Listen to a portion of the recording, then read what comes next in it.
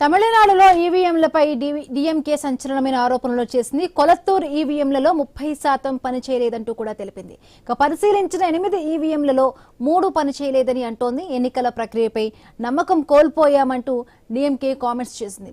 ఈవీఎంల ధృవీకరణ ప్రక్రియను బహిష్కరించింది. ఈవీఎంలపై అడ్రస్ ట్యాగ్లు కొత్తవిగా కనిపించాయంటూ ఆరోపించింది. ఇక పరిశీలించిన ఈవీఎంలలో ఎలాంటి లోపాలు లేవని అధికారులు వివరణ ఇచ్చారు. ఓట్ల లెక్కలు, ఫారం 20 రికార్డులు అన్ని సరిపోయాయంటూ ఈసీ స్పష్టం చేసింది. ఈ అంశంపై కోర్టుకు వెళతామంటూ డీఎంకే ప్రకటించింది.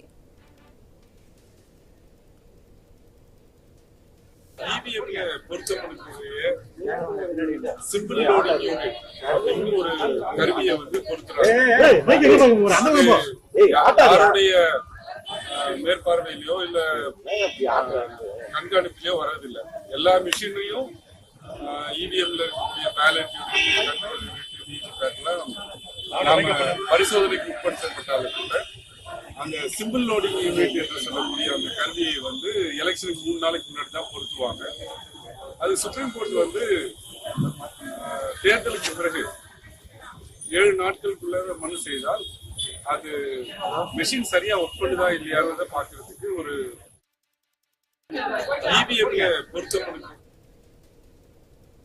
తమిళనాడులో ఈవీఎంలపై డీఎంకే సంచలనమైన ఆరోపణలు చేసింది. కొలత్తూరు ఈవీఎంలలో 30% పనిచేయలేదు అంటూ కూడా తెలిపింది. ఇక పరిశీలించిన 8 ఈవీఎంలలో 3 మాత్రమే పనిచేయలేదంటూ కూడా చెబుతోంది. రైట్, దీనికి సంబంధించి మరింత పూర్తి అప్డేట్స్ మా కరెస్పాండెంట్ గోపీనాథ్ అందిస్తారు. గోపీనాథ్. ఎంబిందు, ఇప్పటికే దేశవ్యాప్తంగా జరుగుతున్నటువంటి ఎన్నికలకు సంబంధించి చాలా మంది ఈవీఎంల పైన రకరకాల అపోహలు, అనుమానాలు వ్యక్తం చేస్తున్న నేపథ్యంలో తాజాగా ప్రభుత్వం మారినటువంటి ఏదైతే తమిళనాడులో డిఎంకే పార్టీ అంటే గతంలో అధికారంలో ఉన్నారో అయితే వాళ్ళు ఈసారి చాలా ఘోరంగా ఓడిపోవడం జరిగింది. డిఎంకే పార్టీ అధినేత స్టాలిన్ కూడా ఆయన ఓడిపోవడం జరిగింది. అయితే తాజాగా వాళ్ళు ఒక సంచలన వ్యాఖ్యలు చేయడం జరిగింది. ఈవీఎంల పైన తమకు అనుమానాలు ఉన్నాయి. ఇప్పటికే కొలత్తూరులో జరిగినటువంటి ఎన్నికలకు సంబంధించి అక్కడ అంటే ఏర్పాటు చేసిన ఈవీఎంలలో దాదాపుగా 30% వరకు కూడా ఈవీఎంలు పనిచేయలేదు. అయినప్పటికీ కూడా వాటన్నిటిని కూడా అంటే రికార్డ్స్ లో చూపించే ప్రయత్నం చేశారు ఎన్నికల అధికారులు అంటూ కూడా చాలా హాట్ కామెంట్స్ చేయడం జరిగింది.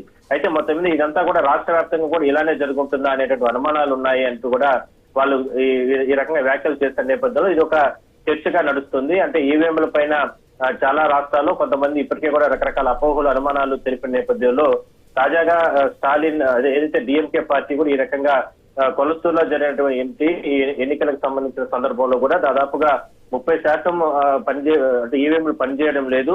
ఆ విషయాన్ని ఆ సందర్భంగా ఎన్నికల అధికారులకు తెలిపినప్పటికీ కూడా ఎక్కడ కూడా వాళ్ళు పట్టించుకోలేదు అన్నట్టు కూడా వాళ్ళు తీవ్ర ఘాటు వ్యాఖ్యలు చేయడం జరిగింది. అయితే ఈ విషయాన్ని మాత్రం ఎన్నికల అధికారులు మాత్రం తప్పుపడుతున్నారు. ఖచ్చితంగా ఆ ట్యాగ్స్ గానీ ఏదైతే ఎన్నికల అంటే పోలింగ్ జరిగే సందర్భంలో అప్పుడు ఏర్పాటు చేసే సందర్భంలో అన్ని చెక్ చేసిన తర్వాతనే పూర్తి స్థాయి రికార్డులన్నింటినీ కూడా నోట్ చేసుకున్న తర్వాతనే ఈవీఎంలని ఏర్పాటు చేస్తాం, అంతే తప్ప ఏదో ఆషామాషిగా ఏర్పాటు చేసే అవకాశం అయితే ఉండదంటూ కూడా చెప్పడం జరిగింది. అయితే వీళ్ళు చెప్తుంది ఏదైతే ఆ ట్యాగ్స్ అవన్నిటినీ కూడా ఆ సందర్భంగా దాని తర్వాత పోలింగ్ ఎన్నిక కౌంటింగ్ రోజుకి మారిపోయాయి అంటూ రకరకాలుగా కూడా కొన్ని అనుమానాలు అనేది వ్యక్తం చేయడం జరిగింది.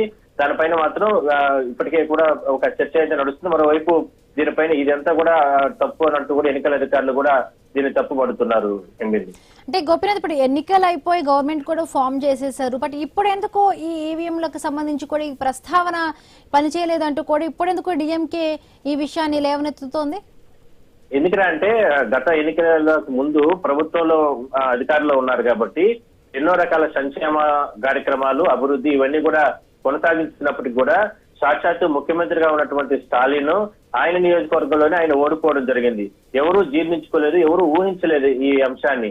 అయితే అప్పటి నుంచి కూడా కొన్ని అనుమానాలు ఉన్నాయి ఇందులో అన్నట్టు కూడా వాళ్ళు వ్యక్తపరిచారే కానీ ఇప్పటి వరకు కూడా ఎక్కడ కూడా బహిర్గతం చేయలేదు, బయటపడలేదు.